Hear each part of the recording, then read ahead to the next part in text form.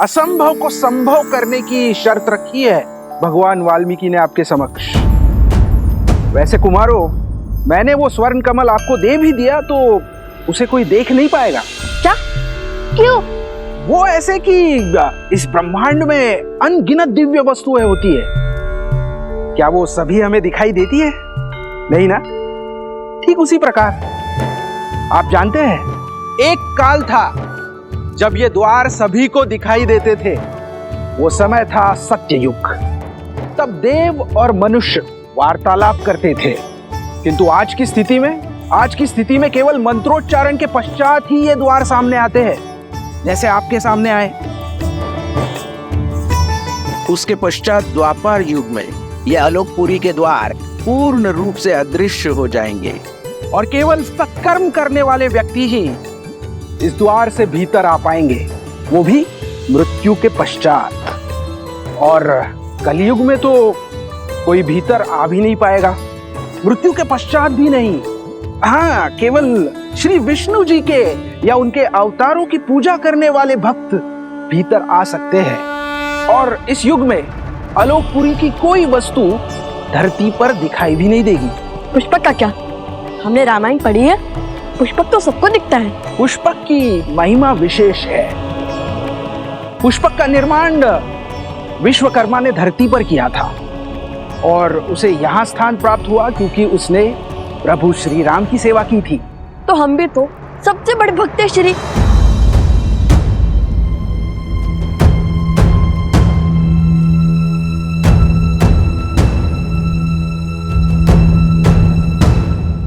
देखिए, हमें स्वर्ण कमल दे दीजिए। हमारे भगवान वाल्मीकि के आदेश का उल्लंघन नहीं कर सकते। क्षमा करें, वो संभव नहीं है।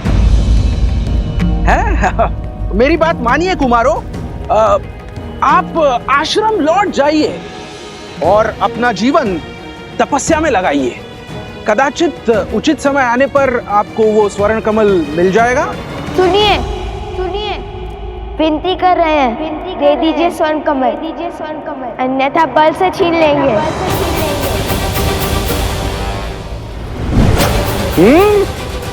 अब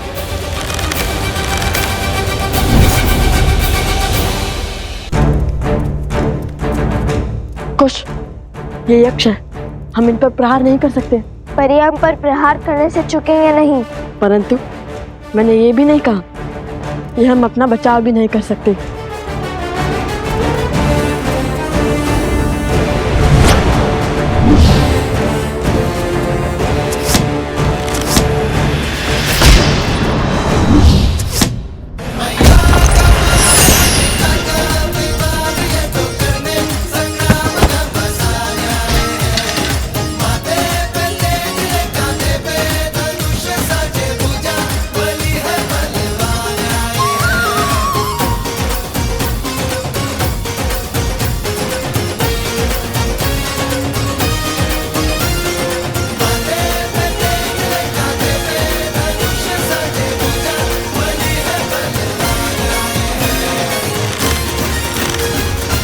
शांत हो जिया।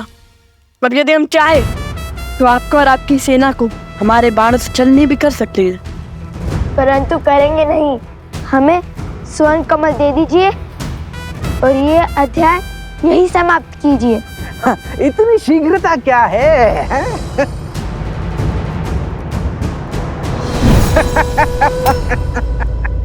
ओम ब्रह्मदेवाय नमः। ओम ब्रह्मदेवाय नमः। एक किरण जो अपने प्रकाश से उन्हें जीवन देती है, सोए हुए मन में ऊर्जा भरती है। सीते, आप मेरे वही सूर्य हैं, हमें एक होने से कोई नहीं रोक सकता। यदि सीता के प्रति मेरा प्रेम, हमारा प्रेम और समर्पण अटूट है ब्रह्मदेव,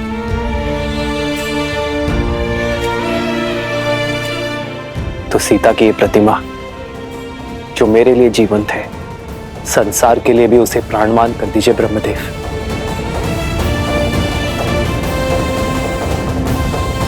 ओम ब्रह्मदेवाय नमः।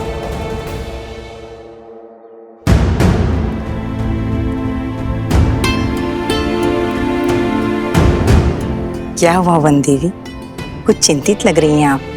मन विचलित था तो सोचा ऋषि भारद्वाज से मिल लो, किंतु गुरु माँ वो ना तो अपने कुटीर में है और ना ही ध्यान क्षेत्र में। ऋषि भारद्वाज अपने आश्रम में है, ब्रह्मदेव जयंती की सज्जा का अवलोकन कर रहे हैं। वो हर वर्ष भव्य पूजा करते हैं ब्रह्मांड के सृजनकर्ता को प्रसन्न करने के लिए। अभी कुछ समय में लौट आएंगे। यदि ऐसा है तो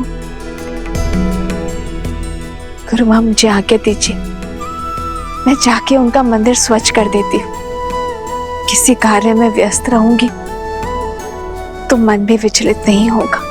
क्यों नहीं पुत्री, तुम्हारी श्रद्धा के दीप से पूरा आश्रम जगमगाएगा।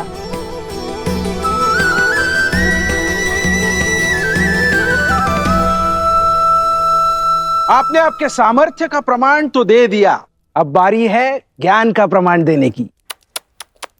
बड़े हट्टी हैं आप यक्षराज, देते हैं अब अपने ज्ञान का प्रमाण। पूछिए, क्या पूछना है? तो मेरा पहला प्रश्न,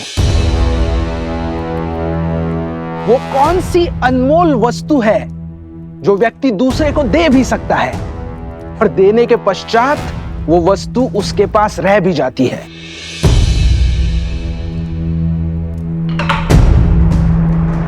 प्रेम। प्रेम बांटने से घटता नहीं है, कभी कभी दुगना लौट कर भी आता है। अति उत्तम। अब दूसरा प्रश्न, साहसी व्यक्ति के लिए सबसे कठिन कार्य कौन सा होता है? कर्म करना या कर्म से बचना? कभी कभी पग पीछे धरने से अधिक साहसी कुछ नहीं होता। कई परिस्थितियों में हमें अपने अभिमान का बलिदान देना होता है, कर्म करने से बचना पड़ता है, जैसे श्री राम ने किया था। यदि वो चाहते तो एक ही बार में रावण को हरा माता सीता को ले आते, किंतु उन्होंने अभिमान का नहीं धर्म का पथ चुना। अद्भुत। अब अंतिम तीसरा प्रश्न, वहाँ हम अश्व को अकेला छोड़कर आए हैं और यहाँ आपके प्रश्न समाप्त ही नहीं हो रहे। अब तो प्रतिशोध के साथ साथ क्रोध की ज्वाला भी धधक रही है मेरे मन में। हम निर्णय तुम नहीं, मैं लूंगा शास्त्र मुख, मैं।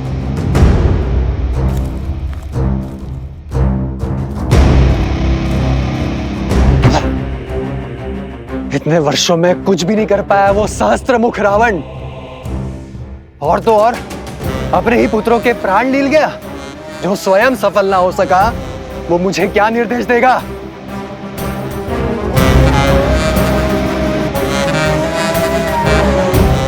शीघ्र पूछिए ना, हमारे पास अधिक समय नहीं है। हाँ हाँ, इतनी शीघ्रता क्यों है?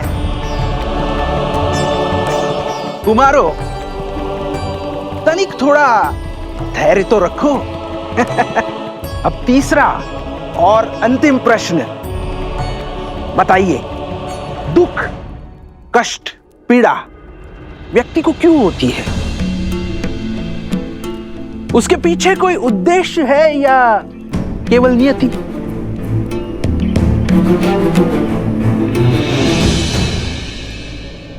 जिस प्रकार अग्नि इस बाती को जलाती है, किंतु इतना कष्ट सहने के बाद भी बाती अग्नि का साथ नहीं छोड़ती, उसी प्रकार श्रद्धा हृदय को पीड़ा तो दे सकती है, किंतु इसका अर्थ ये नहीं है कि तुम श्रद्धा का ही त्याग कर दो। पीड़ा, ये पीड़ा ही तो है जो आत्मा को ज्ञान का प्रकाश देती है। पीड़ा हमारे जीवन को साकार करती है, पीड़ा हमारे चरित्र को आकार देती है, कठिनाइयाँ और संघर्ष हमारे शिक्षक हैं। पीड़ा व्यक्ति के व्यक्तित्व को प्रकाशित करती है।